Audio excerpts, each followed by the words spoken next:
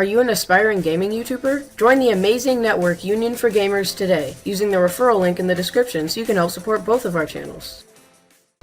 Hello everybody and welcome back to another episode of Civ 5 AI Only Backwards Colonization. So the first event has already happened. The Aztecs have made peace with the Buccaneers have made peace with the Aztecs.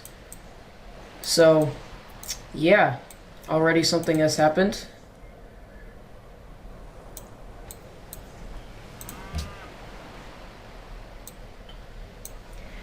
Two more settlers from the Iroquois nation headed towards Europe. They already have 3 colonies here. It's very slow to generate the land today. Okay, the game's being slow in general today, really. I have no idea why, but it just is. So, anyways, are there any settlers headed this way? No, it doesn't look like it. There is an Aztec settler headed toward Asia.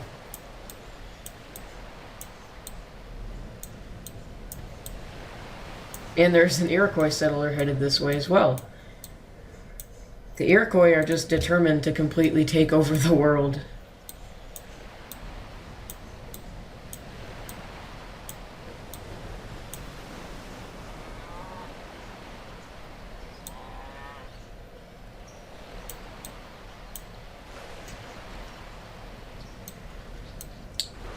Alright, nothing else occurring, although there is a settler departing from the Sioux, and there's a couple more traveling through the lands. They might be heading for maybe Ireland, maybe Greenland if they're kind of not smart. Maybe Iceland or something, I don't know.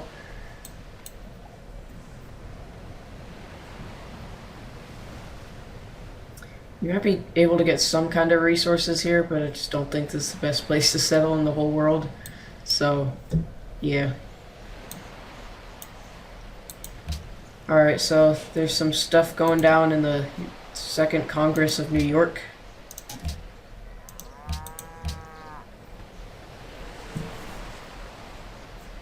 Alright.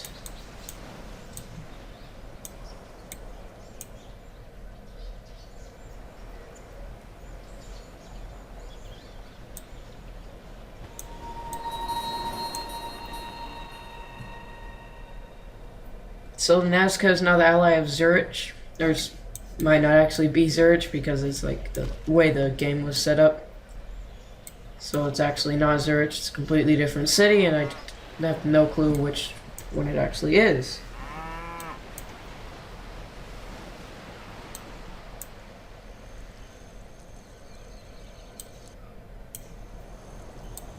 It's something. Is this Zurich? No, it's Brussels.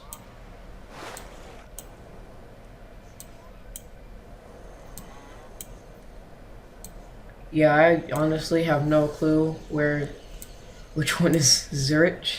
Is Geneva? It's none.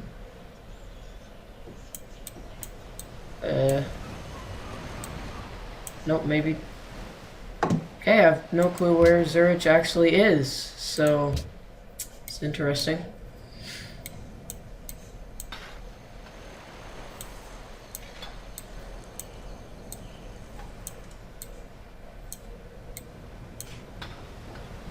So I don't know who they're allied to. Anyways, I guess it doesn't really matter, it's just city-state. So, where are they from? Where's... Oh, okay. Yeah, I just can't figure out who Zurich is. So, yeah. Anyways, they're no longer allies anyways, so it doesn't make a difference, and the Blackfoot are no longer allies with Almaty. Alright, hopefully this episode gets a bit more exciting. Not much is happening. These settlers are beginning to land into Europe, along with some missionaries and a great merchant, a few workers, and some military units as well.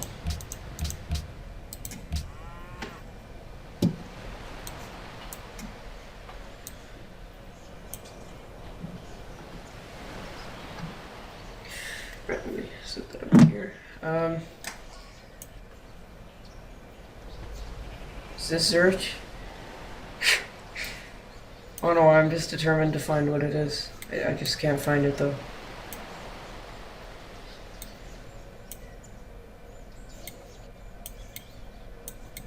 Whatever.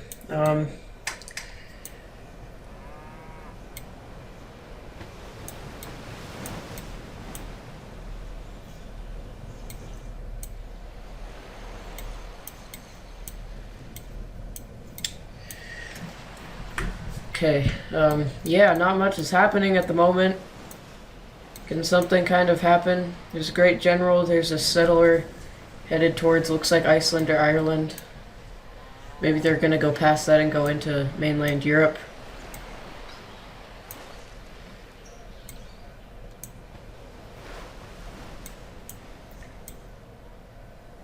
So the first African colonies are all three from the Sioux. So they might be the African colonial powerhouse, and it looks like the European colonial powerhouse will be the Iroquois.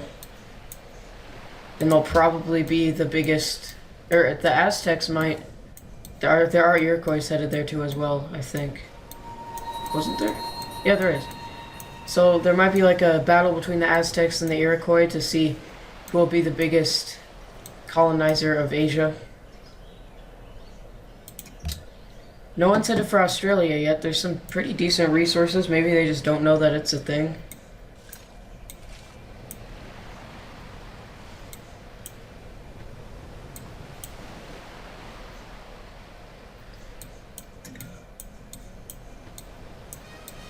The Shoshone is now the ally of one of these cities over here. This one, yeah. Alright, so they're an ally with that city name that I'm not going to attempt to pronounce. And they're no longer allies. Why does that even happen? I mean, they just become allies and later that turn they're not. So it looks like Orenda is pretty much well, it's the main religion in the east by far. Has it spread here yet? It has. Oh, and this, yeah, they have the missionaries to help spread the religion. But then in the west, it's mainly this buffalo religion. What's it called? I don't remember what the one with the buffalo logo is called. It's called something. Okay, where's religion overview? These are modded religions. So I don't know. Wakantanka. Alright. So yeah. So as you can see, the dominant religion. Do you even numerical order? Do you even? Alright, I guess we can just count it like this. So Orenda, as you can see, is the biggest religion in the world, followed by Pakaiism, and then Wakantanka, and then Catholicism. Then it's a tie for last between Oriental Orthodoxy, Pohakantena, and Tlateomatilizli. Okay.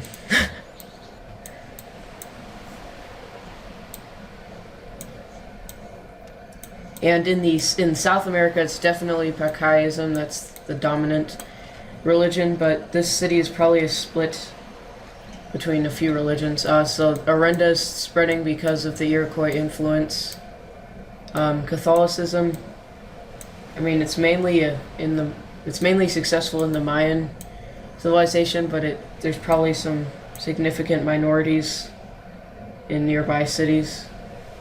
Then this religion, the one with the Aztec religion, I think it is, one with like this thing. This is not a extremely successful religion, but it's doing well here, where it was originally formed. This is actually the holy city of it. And it looks like there's some like battleground cities between several religions. Like, I mean, this one, the Orenda is dominant in like these cities, but there's a lot of religions in the city. And like Chicago, or not, never mind. But these cities, there's just no majority. There's several religions battling to become the dominant religion in that city.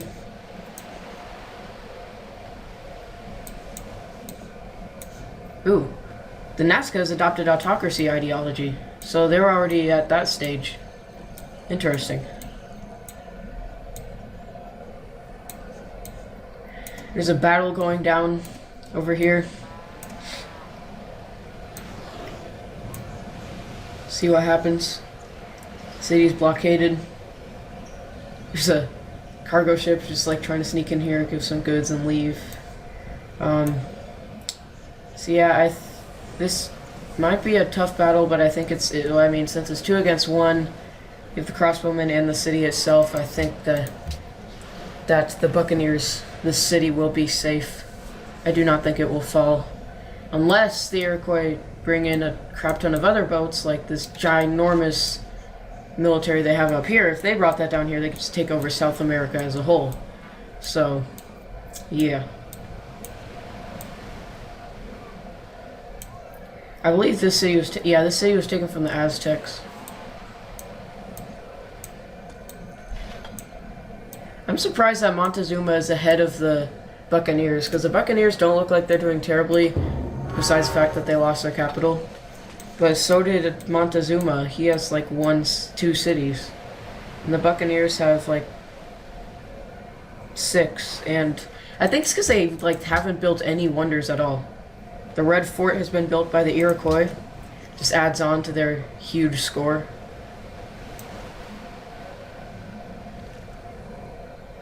And they're just trying to take the city back, but it's not working at all. Someone ought to build like a city like right here, because I mean it would only work for them or someone they have open, maybe not even for someone they have open borders with. But like they could build a city here, then that would enable them to like have a Panama Canal basically, and then they could just send their ships straight through this city. Okay, can you not? This graphics glitch with the distillery things is just so annoying. Well, they're sending great profits over here.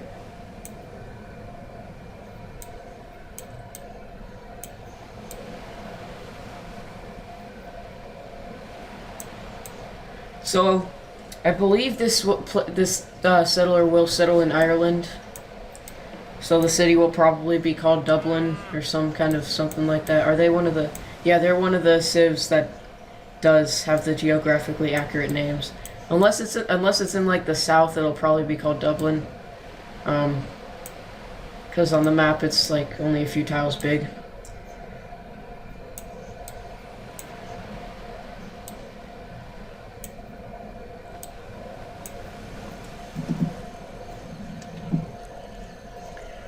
Alright. So yeah, this city's gonna be safe. This privateer's gonna get killed. Let's head into the next turn.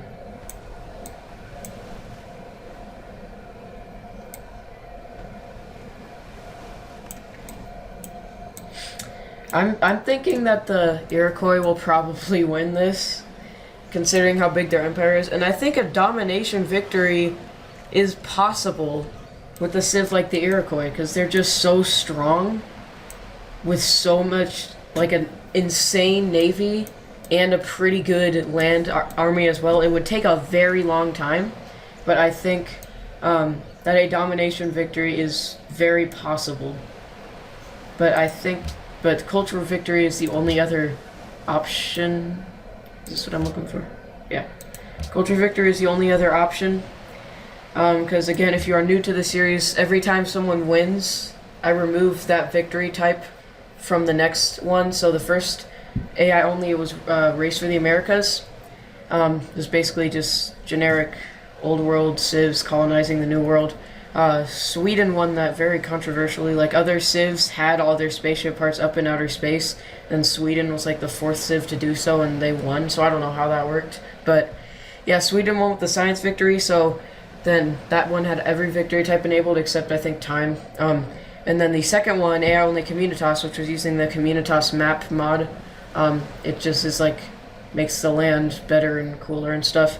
That was I honestly forget who won that. I feel stupid. I think I don't remember. Was it Siam? Whoever won it, they won by a diplomatic victory. I believe it was. Yeah, it was Siam. Whoever won it, they won by a diplomatic victory, and so that is removed from this one. So it's down to just cultural and domination. So which means, if this game is won by a cultural victory, which is probably most likely because domination victory will take a while. Most likely this will be won by a cultural victory. If not, the next one will probably be boring, because if the only option is cultural victory, that might be kind of boring. But I'm assuming it'll be a cultural victory, which will mean that I will bring back Domination Ring, which originally Domination Ring was just like the ring map with several civs, but I was actually playing as one of the civs, and I canceled after 2 episodes. But I will bring it back as an AI-only series if this is won by a cultural victory. So, yeah, Domination Ring will be back in the next series if this is won by a cultural victory. So I'm not going to commit any delegates to this. So let's kind of go to the next turn. Can you kind of...